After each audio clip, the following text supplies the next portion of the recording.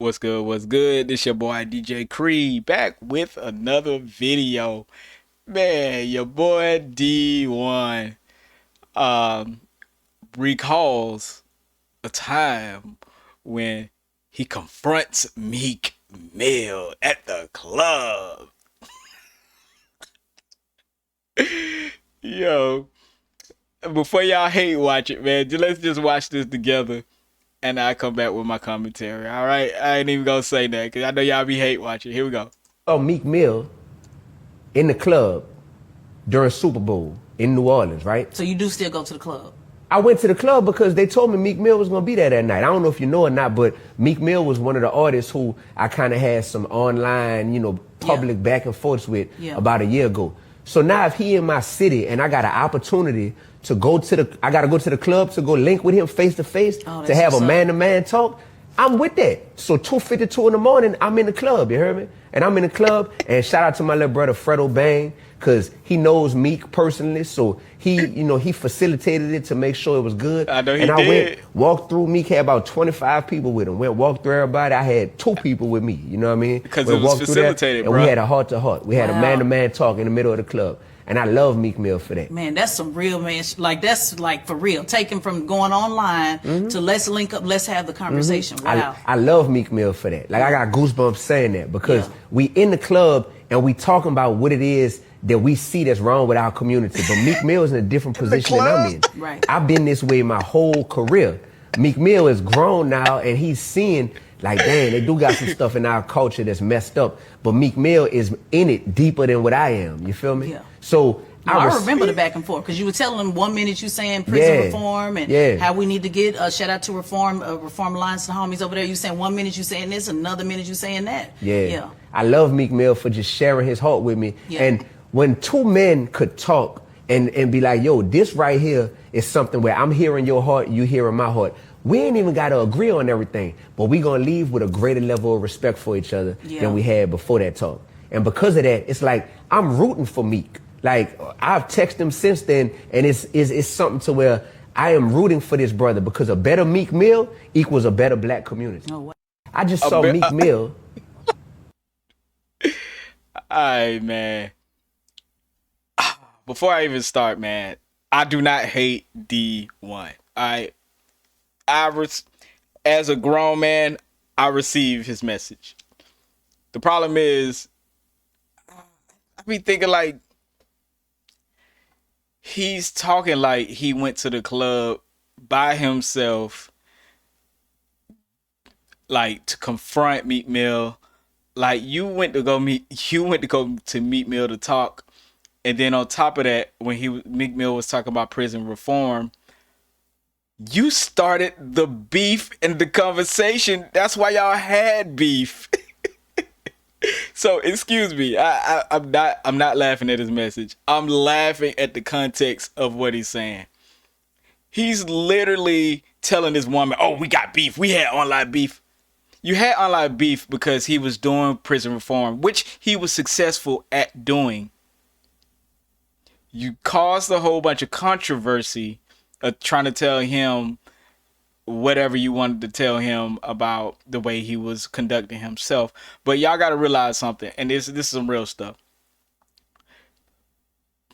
Just because you have a message to the people, everybody's not going to be able and willing to receive that message. So the way you get message across is not to be like combative or whatever, and just to be loving, just to be caring, be kind, to be understanding of people's position, because everybody doesn't start in the same position in life. And and this is why I be laughing at D1 sometimes. I'm sorry.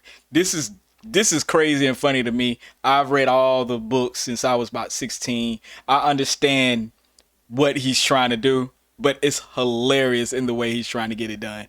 It's hilarious. It almost seems like I'm going to call these people out. I'm going to cause controversy. Then I'm going to try to make up with them. Like, you don't have to do that. If your message is golden, people will receive it and people will hear it. It just may not be on a timetable that you want it to be on.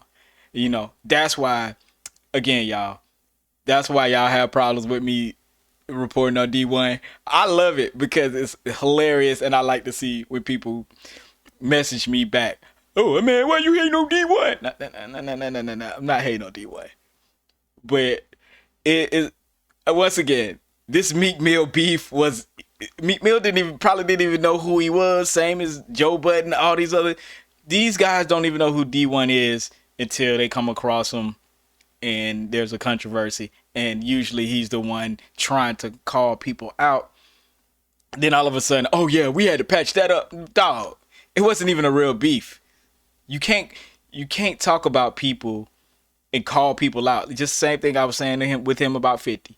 You can't do that and not expect a negative reaction. It don't matter who you are. If you're calling people out, no matter how positive you are, if you're calling people out and try to talk about them, they're gonna especially street dudes. They're gonna respond like street dudes. You see what I'm saying? And that's why you had to have somebody facilitate that, because you know it could have got ugly. And that's my whole point with this D1 situation. Again, I don't hate D1. I don't. I think it's hilarious the tactics that he uses to get attention from people. Once again, if your message is golden and you feel good about your message, it will get to the people. You just can't push it. You can't force everything on people. You can't, just like if you try to force religion, some people gonna take it right away. Some people gonna need 30 minutes. Some people gonna need 5 years. Some people gonna need 10 years. Some people gonna need to go through stuff. And Meek Mill was in a position where he got into the game early, learned in about time, him and D1 was beefing. He didn't want to hear that, but Meek Mill was already on his mission, and he finally received it after a while. And there's nothing wrong with receiving positivity and all that. So I think I'm trying to clear that up, but I'm going to continue to laugh at D1. I'm sorry, y'all. I'm going to continue to laugh. Every time he makes it seem like a rapper have a problem with him, man, I promise you, rappers do not have a problem with D1. But every time I do a video on him, it seems like somebody has a problem with him. No, we don't. Hip-hop does not have a problem with D1. With D1, if you keeping people's name in your mouth, I know you need the attention or you want the attention or whatever the case may be. You got music out, whatever the case. You trying to do Lord's work or whatever. But if you call street dudes out and dudes who don't play, they gonna respond the way they respond. Like, all you gotta do, get you a good publicist who has good relationship with these people and do podcasts with them. Like, I don't understand it. You don't have to do it this way. But I think because of algorithm purposes, people feel like they have to do their stuff this way to get attention. You know what I mean? And of course, I know some of y'all in the comments gonna be hating as soon as I put this up. I'm ready for you. I'm ready for you. But at the end of the day, D1, continue to do what you do.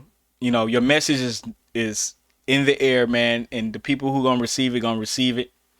You just had to give other people time to receive the message that you're trying to speak. You're not wrong in a lot of your message, but your messaging sometimes, grown men, man, you gotta remember these grown men. These not kids. You know what I'm saying? And if you talk to people a certain way, come off and see people a certain way, they automatically gonna be combative, and I think D1 has to learn as an orator. You know what I mean? You have to learn how to talk in a way that moves everybody, if that's what you want trying to do. Look at Martin Luther King, look at Malcolm X. These guys knew how to take words and move you from the jump. Just learn that. Ain't nothing wrong with nobody hates D1, I promise you. Make sure y'all like, comment, and subscribe. More content is on the way. Peace.